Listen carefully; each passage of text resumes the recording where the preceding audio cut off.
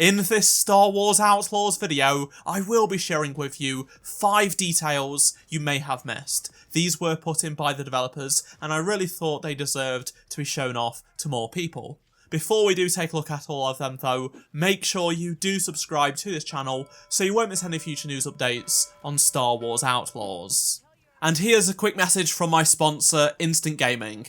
If you are looking for discounts on brand new games like Star Wars Outlaws or Black Myth Wukong, it is the place to go. Check them out using the link in the description. So the first detail I will be showing you is specific to a paint job that you can get for your speeder. It changes the headlights just a little bit to be on theme with the paint job. So if you raid the Pike's Vault in Murragana City, you'll unlock this Imperial speeder paint job. And what you'll notice is that the headlamp is actually different to the other speeder bike's headlamp, which is really cool. I do like this. It's obviously very much like a TIE Fighter cockpit window or the Imperial logo, and I think this was just a real nice touch added to this paint job by the developers. Next up is a detail that you may not have noticed if you have not used photo mode under certain conditions. So we all know that if you go to a Kiva and it's raining, Kay's hair and clothes will get wet, things like that. But if you go to Tatooine and during the day when it's at its hottest, she will actually sweat on her face and on her arms, which you won't see earlier on in the day or on other planets. So I think that's a really cool attention to detail. So when you take photos in photo mode, it just adds to that sort of realism that you can clearly tell it's very warm on Tatooine. Let's now take a look at another speeder detail, and this is one that is right in front of you that you may not have picked up on. So when you get on a speeder from any direction, it will play an animation that makes sense for that direction, as I am showing here, whether you jump on from the front, the back, or hop on from the left or right.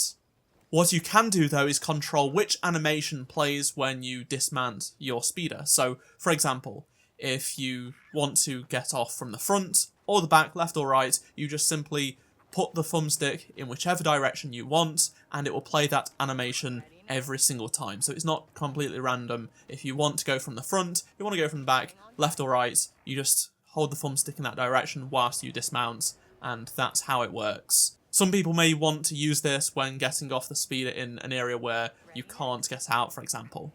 Moving on to a detail that is related to Kay and extends to pretty much every other character in the game, and that is just the insanely detailed eyes that are in the game. Like, seriously, you can see the entire scene accurately, completely recreated in the reflection of the eyes.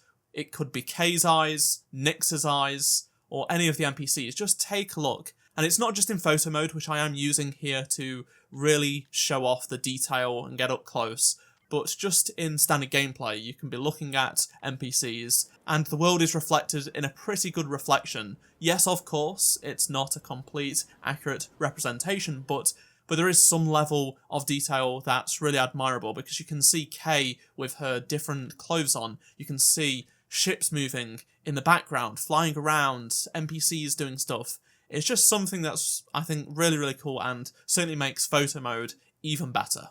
Also, here is another bonus eye-related detail that I just had to show you. I found it when I was just using photo mode, and basically when you are aiming as Kay, she will actually close one of her eyes, as you would if you were aiming a gun. When I posted this on Twitter, a bunch of people got very upset saying this is the incorrect eye. However, a bunch of other people responded saying, actually, this is how I shoot, how other people do shoot. This is fine, this isn't a big deal. I know people get very upset about this game and they want to turn every little thing into a big issue, but this isn't one of them. This is just a fun detail that is not always shown off in games. Not every game does this where you have a gun, so I thought I'd mention it. This next detail is a fun one, and it involves petting animals. So we all know that you can pet various animals, not just Nyx in the game. You can pet dewbacks, banthas, all kinds of creatures. But there is actually a secret mechanic that is available to just a certain type of animal. So on Tashara, there is this creature called the Gashiro, and basically what you can do is if you find a group of them in an area, for example at this power station, if you pet and feed one of them, the rest will then come up to you, surround you, and just follow you, hoping you give them some food, which is just a really small, cool detail that the developers added.